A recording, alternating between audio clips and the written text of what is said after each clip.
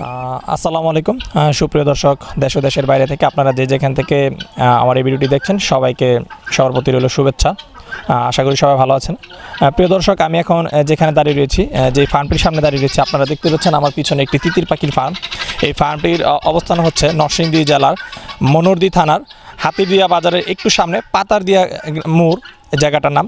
এইখানের এই আরিফ ভাই, যিনি দীর্ঘ 5 বছর যাবৎ এই সফলতার সাথে তিতির পাখি লালন পালন করতেছেন।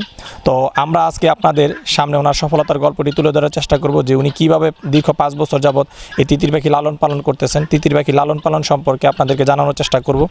পাশাপাশি উনি এখান থেকে এই ফার্মটা থেকে কেমন টাকা আয় করছেন সেই সম্পর্কে আপনাদেরকে জানাবো। আমরা জানাবো তিতিরের রোগবালাই সম্পর্কে। তো প্রিয় দর্শক, আপনারা তিতির সম্পর্কে জানতে এবং তিতির পাখি পালন করে কীভাবে আয় করা যায় সেই সম্পর্কে জানতে পুরোটা সময় জুড়ে আশা করি আমাদের সাথে থাকবেন।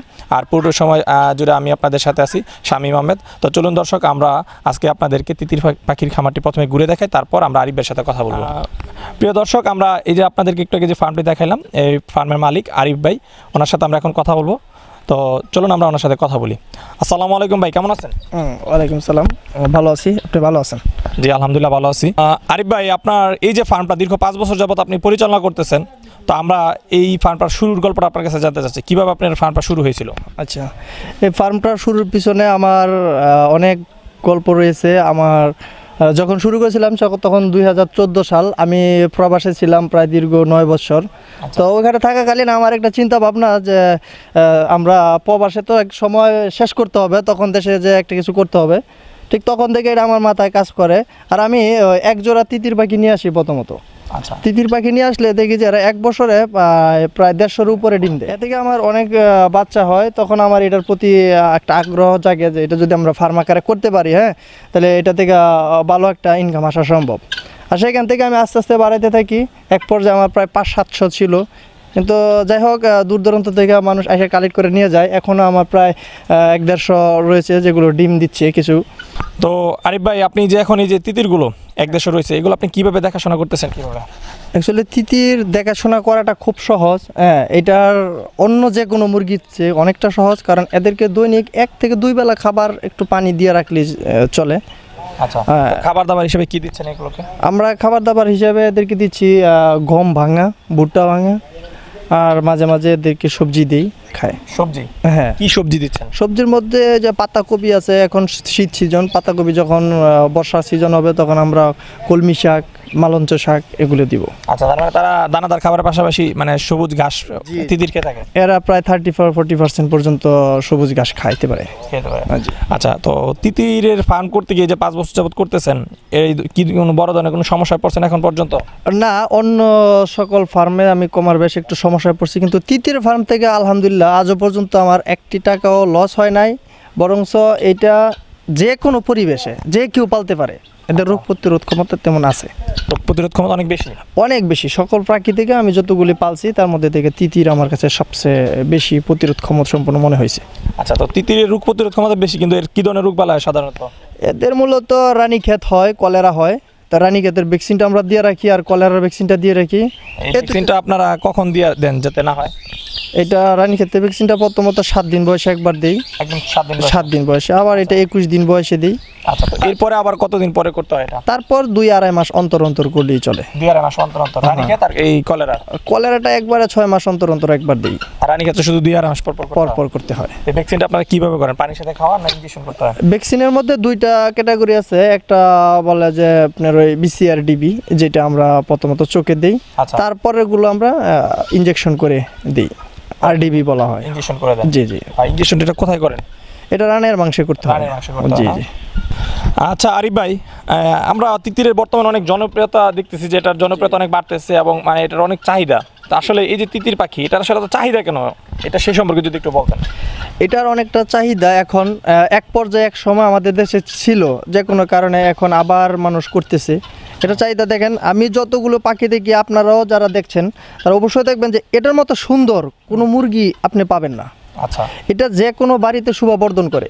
আচ্ছা, আর এটার মাংস অন্য সব মুরগির চেয়ে অনেক সুস্বাদু। যারা খাইছেন তারা জানবেন। এবং এরা যেহেতু আপনার ডিম আর দেশি মুরগি আমাদের 60-70টা ডিম পারে, সম পরিমাণ খাবার খায়, কিন্তু ডিম পারে 1-1.5-র বেশি। তিতির এবং তিতিরের একটা বাচ্চাও নষ্ট হয় না, আর এমনভাবে প্রোটেকশন দেয় যদি ওরা নিজেরা ফোটায়, যদি নিজেরা ফোটায় এদের বাচ্চা, একটা বাচ্চা কোনো ক্ষতি হয় না। আচ্ছা আচ্ছা, তো নিজেরাই কি আপনার 1-1.5 বাচ্চা ফুটায় না আপনারা এগুলা? এরা যদি আপনার তিতির আপনি যদি বাণিজ্যিকভাবে করেন, বড় আকারে করেন, তখন আপনার মেশিন প্রয়োজন হবে। আর এছাড়া এরা নিজেরাও ফুটাইতে পারে, এরা প্রায় 15-20টা ডিম নিয়ে বসতে পারে। 15-20টা? তো 15-20টা ডিম নিয়ে ফুটালে তো আপনার এই যে বাচ্চা ফুটালে তো এটা থেকে ডিম কম পাবো, তাই না? ডিম কম পাবো, সেই ক্ষেত্রে আমরা ইনকিউবেটরের ব্যবস্থা করি। তবে যারা প্রত্যন্ত অঞ্চলে আছেন, ইনকিউবেটরের ব্যবস্থা করতে পারেন না, তারা এ দিয়ে ফুটাইতে পারেন। তারপরে দেশি মুরগি আছে, পাশাপাশি কিছু দেশি মুরগির নিচে দিলেন সবচেয়ে ভালো হবে। আর সেজন্য এটা আমরা মনে করি যে এটা সহজ, যা করতে পারে। আপনার এই যে তিতির, এই যে একটা অ্যাডাল্ট তিতির দেখতে পাচ্ছি, এটার এখন বাজার মূল্য কেমন আছে? অ্যাডাল্ট তিতিরের বর্তমানে এদের আমরা বিক্রি করতেছি 1000 টাকা পিস। 1000 টাকা পিস, এটা 6-6.5 মাস বয়সের। আচ্ছা, আর ছোট যে বাচ্চাগুলো এগুলোর বাজার মূল্য? আমরা বাচ্চাটা ফুটার সাথে সাথে আমরা প্রায় এখানে বিক্রি করি 150 টাকা পিস, আর 1 মাস বয়স হলে বিক্রি করি 250 টাকা পিস। 1 মাস হলে জানতে চাচ্ছি, ধরেন কেউ 100 মানে তিতির নিয়ে এসে একটা ফার্ম, মানে 100 তিতির পাখির একটা ফার্ম করবে, তার কেমন টাকা মানে গড় বাবদ, তারপর মূলধন মানে তিতির পাখি ক্রয় বাবদ সব কিছু নিয়ে তার কেমন মূলধনের দরকার হতে পারে? মূলধন আমরা মূলত একটা তিতিরের জন্য আমরা 1.5 স্কয়ার ফিট জায়গা দিই।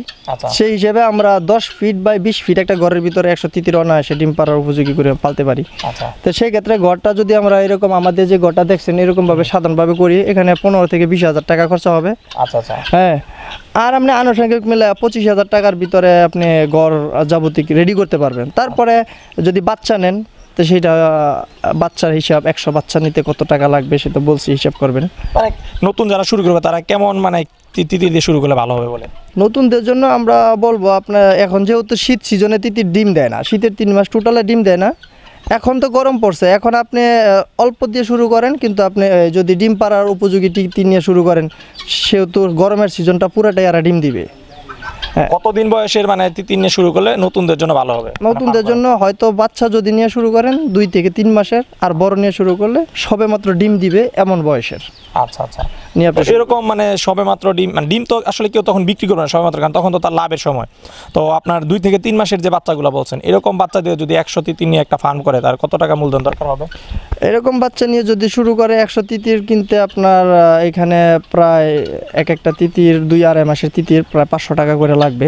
আচ্ছা, তো সেই ক্ষেত্রে আমরা 50,000 টাকা তার লাগবে তিতির কিনতে? জি, 50,000 লাগবে। 25,000 টাকা গড় বাবা 25,000, 75 মানে আপনার 1 লক্ষ টাকা কেউ যদি মূলধন ইনভেস্ট করে, তার মানে সে এখান থেকে মানে কিছুদিন পরে সে মাসে 25 থেকে 30,000 টাকা আশা করতে পারে। জি জি, ইনশাল্লাহ আমি পড়ছি আপনারা অবশ্যই 25 থেকে 30,000 টাকা আসবেই।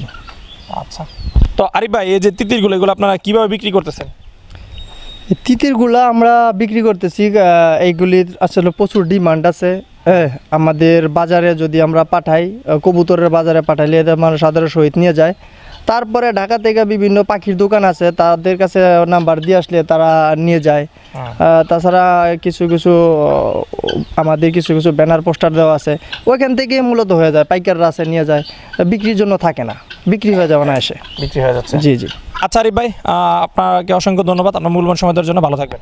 আপনাদের চ্যানেলকেও আমাদের পক্ষ থেকে আন্তরিক শুভেচ্ছা, আপনারা কষ্ট করে দূর থেকে আমাদের কাছে আসার জন্য। আমাদের চ্যানেল যারা দেখছেন অবশ্যই আপনারা এই চ্যানেলগুলো দেখে শুধু উৎসাহ দেবেন না, চ্যানেলগুলো প্রায় দেখবেন, কারণ এই চ্যানেলগুলো থেকেই মানুষের শিক্ষা। এই চ্যানেল দেখেই আমি শুরু করছি, আল্লাহর রহমতে সফল হয়েছি। আপনারাও অবশ্যই করেন, একটা জিনিস শুরু করলেই আল্লাহ এর থেকে বরকত দিবে। আর আপনাদেরকে ধন্যবাদ জানিয়ে আমি শেষ করছি। ভালো থাকবেন, আসসালামু আলাইকুম।